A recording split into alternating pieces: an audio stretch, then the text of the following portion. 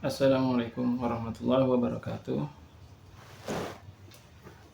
Alhamdulillah, pada kesempatan kali ini kita akan membahas tentang buku ensiklopedi Muhammad Sallallahu Alaihi Wasallam, meluruskan sejarah Nabi dan kenabian, yang ditulis dan disusun oleh Dr. Abdul Mun'im Al-Hafni, ulama terkemuka Timur Tengah. Dalam bukunya terbitan dari Naura Referensi Islam, Naura Books, pada tahun 2014. Dalam persembahannya beliau mengatakan bahwa buku ini adalah untuk guruku orang Mesir yang paling bijak serta guru filsafat di negeri ini, Anis Mansur, yang terhormat karena keutamaannya. Benar, semua karunia adalah milik Allah Subhanahu wa Ta'ala. Dia pula yang memilih hambanya yang saleh dan pantas menerimanya untuk diberikan kepada mereka yang lemah seperti kami. Kami termasuk orang-orang yang mendapatkan kebaikan Anis Mansur. Andai bukan karena beliau dan atas izin Allah Subhanahu wa Ta'ala, tentunya niscaya umur ini tidak akan sempat menuliskan ensiklopedia ini. Untuk saudaraku Dr. Amjad Kadah, orang yang sangat bijak dan layak dijadikan panutan generasi muda muslim, serta yang selalu komitmen terhadap ajaran Nabi Muhammad SAW, sang panutan, kami ucapkan terima kasih atas segala upayanya yang telah berhasil membangkitkan kaum muslimin dari kelumpuhan dalam rangka pendirian masjid meskipun kecil ukurannya, tetapi besar manfaatnya. Demikian juga kami ucapkan terima kasih kepada Dar Al-Hifz Al-Quran dalam upayanya mendorong kaum dewasa agar menghafal Al-Quran dan upayanya memberikan pengajaran yang ideal terhadap Al-Quran dan hadis kepada generasi muda muslim. Untuk kedua orang soleh inilah aku persembahkan buku ini. Semoga dengan buku ini kami tidak keliru dalam mengutarakan rasa cinta kami kepada mereka berdua. Pendahuluan. Bismillahirrahmanirrahim. Ya Rob, mudahkanlah. Mengapa tema buku ini tentang kehidupan Nabi Muhammad Sallallahu Alaihi Wasallam? Ada hal baru apa lagi yang dapat kami persembahkan terkait sejarah kehidupan beliau? Hingga pada saat kami menuliskan baris-baris kata dalam buku ini, dan di saat kami membaca buku-buku sejarah para nabi, baik yang klasik maupun yang modern, dan dalam berbagai bahasa, akan dapat dipastikan di dalamnya terdapat ulasan sejarah Nabi Muhammad Sallallahu Alaihi Wasallam. Kami pun menelaah tentang buku-buku yang menuliskan sejarah Nabi Ibrahim, Musa, dan Isa alaihissalam. Maka dari ratusan judul buku yang ada, tak satu pun buku-buku sejarah yang mengisahkan mereka yang mengungguli biografi Muhammad Sallallahu Alaihi Wasallam. Ini tidak lain menunjukkan keagungan Muhammad Sallallahu Alaihi Wasallam yang tak terbantahkan. Tahun-tahun berlalu, hari pun berganti, sementara fokus terhadap kajian sejarah Nabi Muhammad Sallallahu Alaihi Wasallam tidak pernah berhenti. Bahkan seiring bertambahnya hari, semakin bertambah pula jumlahnya. Ini merupakan mukjizat di atas mukjizat. Hanya apa yang dituliskan dalam buku-buku itu ada yang jelas-jelas dusta. Sedikit pun tidak memberikan penghormatan kepada kita dan kepada Rasulullah Shallallahu Alaihi Wasallam, maka tidak ada cara lain lagi yang dapat dilakukan untuk mengoreksi kebohongan dan kekejian yang terdapat pada buku di dalamnya, melainkan harus dilawan dengan bantahan, menjelaskan letak kekeliruannya dan mengembalikan kepada penulisnya serta dari mereka yang membawa pemikirannya. Terlebih kepada kaum orientalis terdidik yang sebagian besar dan mereka adalah kaum Yahudi ekstrim dan penganut paham Zionisme. Bahkan di antara mereka ada yang mengatakan bahwa di antara orang-orang Nasrani itu adalah pemeluk Yahudi. Dan kitab suci mereka bukanlah Injil, tetapi mereka menggunakan kitab orang-orang Yahudi, khususnya orang-orang Nasrani yang menganut paham Zionisme.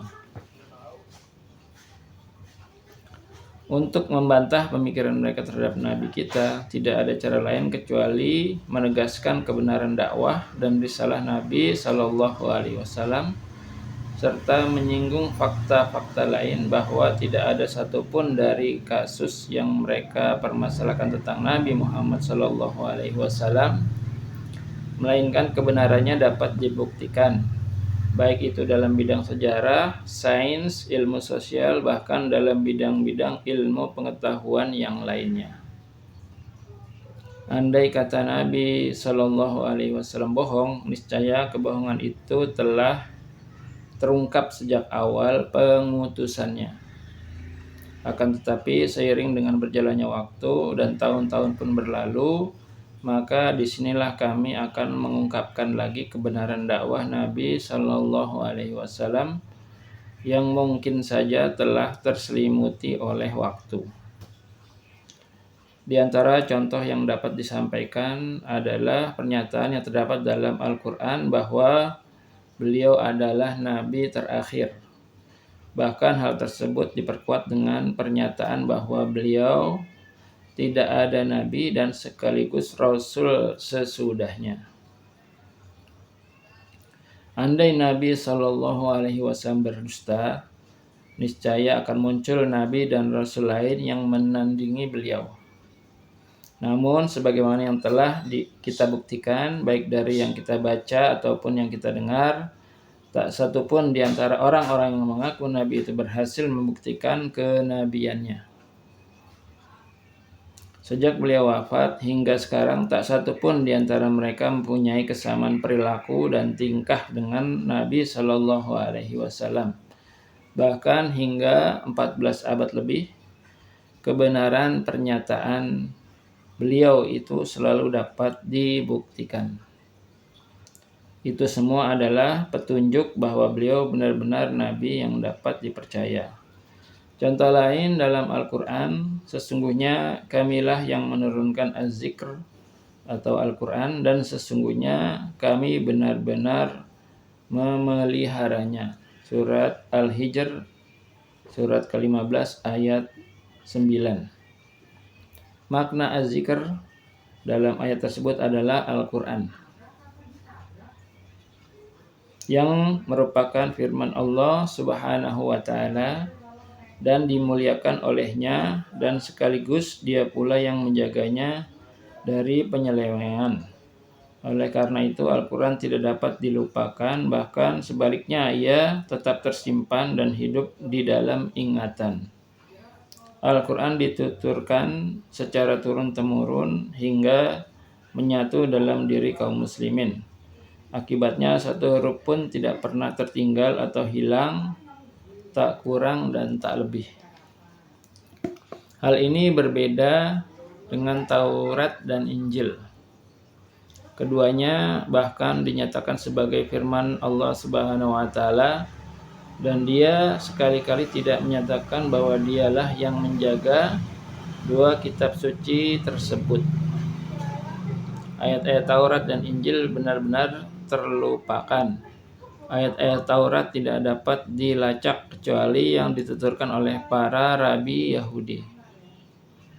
Akibatnya pada saat orang-orang Yahudi berusaha menuliskan setelah 350 tahun dari kematian Nabi Musa alaihissalam, maka yang muncul dalam Taurat adalah bahasa orang-orang yang menuliskannya. Hingga sekarang belum ditemukan naskah Taurat asli yang berbahasa Ibrani, melainkan dalam bentuk terjemahan dari bahasa Latin yang kemudian diterjemahkan dalam bahasa Ibrani. Bahkan naskah Taurat dalam bahasa Latin itu sendiri hingga kini masih belum juga ditemukan. Sehingga yang ada hanyalah naskah Taurat dalam bahasa Latin yang ditransmisikan oleh para rabi. Maka orang-orang Yahudi pun berusaha untuk mengoreksinya sehingga tampak jelas di dalamnya terdapat percampuran-percampuran pola pikir mereka di samping perbedaan riwayat berdasarkan pribadi yang meriwayatkannya.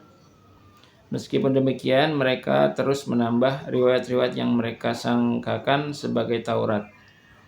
Tak beda jauh dengan Injil, ia hanyalah kitab berisikan pepatah-pepatah yang dikatakan oleh Nabi Isa dan diriwayatkan oleh para pendeta. Kemudian orang-orang Nasrani pun menuliskannya sebagaimana kita menuliskan kisah Abu Zaid al-Hilali dan Az-Zair Salim, yang perincian-perinciannya banyak ditemukan perbedaan antara satu penulis dan penulis yang lain. Kaum Yahudi menjadikan Taurat sebagai ajakan khusus yang diarahkan kepada penduduk Yahudi, sementara Injil dijadikan oleh kaum Nasrani untuk mengimani Nabi Isa. Sedikitpun kitab kedua tersebut tidak mereka jadikan untuk mengajak pada agama Allah Subhanahu wa taala seperti halnya Al-Qur'an. Oleh karena itu, kita pun tahu bahwa Al-Qur'an benar-benar berasal dari sisi Allah Subhanahu wa taala, bukan karangan manusia, sebab ia hanya mengajak kepada Allah Subhanahu wa taala, dan itulah yang selalu didakwahkan oleh Al-Qur'an. Hal tersebut menunjukkan bahwa Nabi Muhammad SAW adalah Nabi dan sekaligus Rasul yang menyampaikan risalah dari Tuhannya dengan benar, bukan seperti pernyataan ahli kitab atau Yahudi dan Nasrani bahwa Nabilah yang mengarang Al-Quran. Bukan pula seperti anggapan kaum orientalis yang menuduh bahwa Nabi SAW adalah orang oportunis, tukang aku-aku dan banyak bicara. Demikian juga dalam Al-Quran tercantum artinya, dan apakah kami tidak meneguhkan kedudukan mereka dalam daerah haram atau tanah suci yang aman, yang didatangkan ke tempat itu buah-buahan dari segala macam atau tumbuh-tumbuhan untuk menjadi rezeki bagimu dari sisi kami, namun kebanyakan mereka tidak mengetahui. Surat Al-Qasas, surat ke-28, ayat ke-57. Andai kata Muhammad SAW seorang pendusta dan bukan seorang rasul, niscaya kedustaannya itu akan terlihat dengan pendustaannya terhadap ayat-ayat Allah Subhanahu wa taala, yaitu ketika tanah haram tidak aman lagi dan ketika semua macam buah-buahan seluruh bumi tidak dapat didatangkan ke sana. Akan tetapi semua itu masih terjadi sejak zaman Nabi SAW hingga sekarang. Sedikitpun kondisi yang dinyatakan oleh Al-Quran itu tidak pernah berubah, maka kita pun yakin akan kebenarannya bahwa Nabi Muhammad SAW adalah Nabi dan Rasul, dan kebohongan para pendusta pun dapat terungkap. Dalam Al-Quran yang disebutkan tentang sikap ahli kitab, mereka tidak henti-hentinya memerangi kamu sampai mereka dapat mengembalikan kamu dari agamamu kepada kekafiran, seandainya mereka sanggup. Quran Surat Al-Baqarah surat kedua ayat 217. Mereka akan selalu memerangi kaum muslimin dimanapun kaum muslimin itu berada, sejak masa Nabi Shallallahu Alaihi Wasallam hingga sekarang. Akan tetapi sedikit pun tekad kaum muslimin tidak pernah lepas, dan keteguhan hati mereka pun tidak goyah. Itu semua adalah bukti bahwa ketika kita semua telah lepas dari belenggu penjajahan, maka kita pun diuji oleh penjajahan yang lain. Oleh karena itu, kita pun diwajibkan untuk berperang. Sehingga di barisan kita telah gugur ribuan syahid. Hal ini sebagai bukti bahwa Al-Quran dan ajaran yang dibawa oleh Muhammad SAW semuanya bersumber dari Allah Subhanahu wa Ta'ala. Selain itu terdapat juga ratusan ayat yang keseluruhannya mengisahkan tentang masa depan dan ratusan hadis yang membicarakan tentang akhir zaman. Tak satu pun ada dari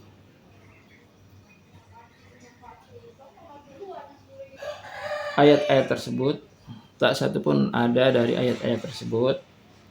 berkata bohong, dan tak satu pun hadis-hadis tersebut bertentangan satu sama lain. Maka kita pun tahu bahwa Rasulullah Shallallahu Alaihi Wasallam adalah orang yang benar dan dapat dipercaya. Apabila kita berkomitmen dengan agama kita, niscaya kita pun akan meraih kemenangan dan menjadi luhur. Sebaliknya, apabila kita lalai terhadap agama kita, niscaya kita akan kalah dan negara kita pun akan musnah. Peradaban Islam, ilmu Islam, dan filsafat Islam akan berdiri tegak jika kita berpegang teguh terhadap ajaran Islam. Demikian seperti yang dikabarkan oleh Nabi kita Muhammad SAW. Demikian juga bahasa kita Arab tidak akan mencapai kedudukan yang tinggi, melainkan dengan komitmen kita terhadap Al-Quran. Dengan Al-Quran, peradaban-peradaban lain menyerang peradaban Islam, dan zaman pun memaafkan agama-agama lain. Dan zaman pun memaafkan agama-agama lain yang menyerang Islam. Namun bahasa Arab tetap kaya, sementara bahasa dan peradaban yang lain sudah banyak yang musnah. Ini menunjukkan kebenaran Nabi Shallallahu Alaihi Wasallam dan sekaligus sebagai kebenaran atas risalah yang disampaikan dari Tuhannya. Setelah Arab tercerai-berai dalam suku-suku, datanglah Islam persatukan mereka, dan jadilah mereka satu umat. Jika umat mempunyai kawasan yang mereka diami, maka dalam suatu waktu jadilah ia satu negara dan sekaligus umat Muhammad SAW. Hingga sekarang terdapat sebanyak 20-an negara Arab dan sekitar 60-an negara lainnya penduduknya beragama Islam. Padahal dulunya, tepatnya pada permulaan dakwah Islam, mereka hanyalah berjumlah 7 jiwa. Namun sekarang jumlah mereka yang mencapai ratusan juta. Ini menunjukkan hujah yang paling kuat dan kebenaran Nabi Muhammad SAW. Muhammad SAW juga pernah berkata, sesungguhnya setan benar-benar putus asa karena tidak disembah lagi di tanah Arab. Maka apa yang pernah beliau sabdakan itu menjadi kenyataan pada zamannya dan sesudahnya. Tauhid masih menjadi dakwah bagi orang-orang yang hidup di tanah ini. Hilanglah kesyirikan, habislah kekafiran. Andai bukan Muhammad SAW, niscaya negeri-negeri kita tidak akan mencapai keluhuran dalam berpikir. Sebab tauhid menjadi puncak dari proses berpikir abstrak, seperti yang disebutkan oleh Immanuel Kant sebagai berpikir transendental. Andai bukan karena Muhammad SAW, niscaya kita tidak akan pernah tahu akan nilai ilmu dan ahlinya. Kita akan tetap bodoh dan buta huruf karena beliaulah yang memerintahkan kita agar menuntut ilmu meskipun harus ke negeri Cina.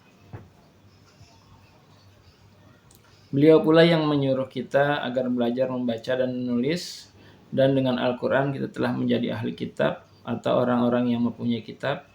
Satu-satunya kitab kita adalah Al-Quran yang dari namanya berasal dari Al-Qiraah atau bacaan dan Al-Kitabah tulisan. Lalu apa yang terjadi selanjutnya dan yang telah membuat kaum muslimin menjadi orang Persia, Romawi, dan Turki?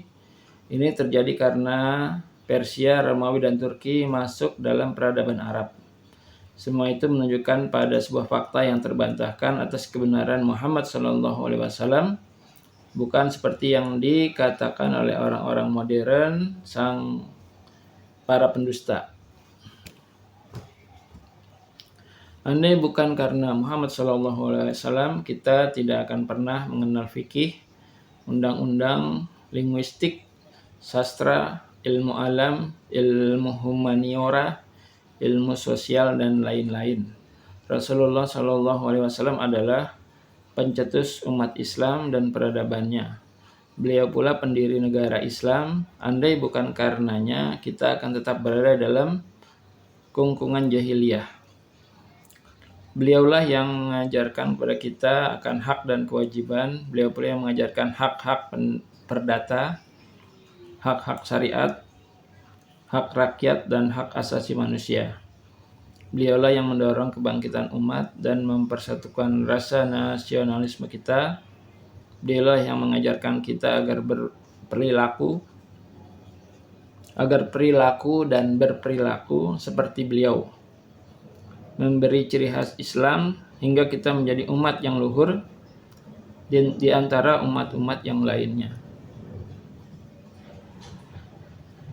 Tunjukkan kepada kami nabi lain yang bertingkah laku seperti Nabi Muhammad SAW. Tunjukkan kepada kami seorang pendiri paham setinggi paham yang dibawa Muhammad SAW. Andai keluar dari kita masa jahiliyah menuju masa keilmuan bukan dianggap sebagai mukjizat, maka hal mana lagi yang disebut mukjizat?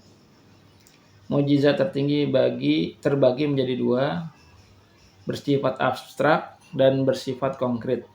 Jika mukjizat Nabi Musa dan Nabi Isa adalah mukjizat yang bersifat konkret, maka mukjizat Nabi Muhammad SAW bersifat abstrak. Tegasnya, menghidupkan orang mati, menyembuhkan penderitaan sampai yang buta, menunjukkan mukjizat konkret.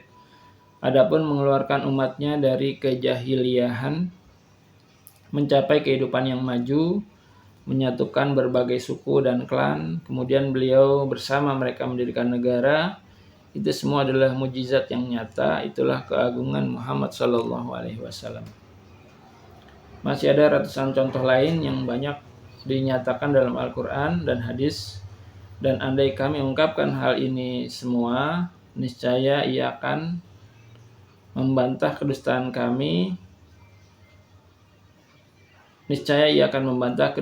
kaum Yahudi dan Orientalis. Inilah yang akan kami sampaikan dalam buku ini. Di dalamnya akan banyak ditemukan bantahan-bantahan yang membungkam kedustaan orang-orang Yahudi dan kaum Orientalis. Itu semua tidak lain untuk menunjukkan akan kebenaran dakwah Nabi Muhammad SAW. Buku kami ini berisikan sirah dan sabdanya yang kemudian dianalisis serta secara tematik. Kami menjadikan buku ini sebagai buku yang lengkap, yang mengumpulkan di antara yang tercecer dan yang sudah ada terkait biografi hidupnya. Kami menganalisisnya seperti layaknya seorang ilmuwan yang hanya berdasarkan fakta, supaya menjadi jelas mana yang hak dan mana yang batil. Sehingga Allah Subhanahu wa Ta'ala memberi taufik terhadap upaya ini untuk mendatangkan kebaikan bagi umat ini. Semoga salam dan kesejahteraan tercurah kepada Nabi mulia beserta keluarganya yang baik, yang suci. Segala puji bagi Allah Subhanahu wa Ta'ala. Hanya kepadanya semua tujuan perjalanan.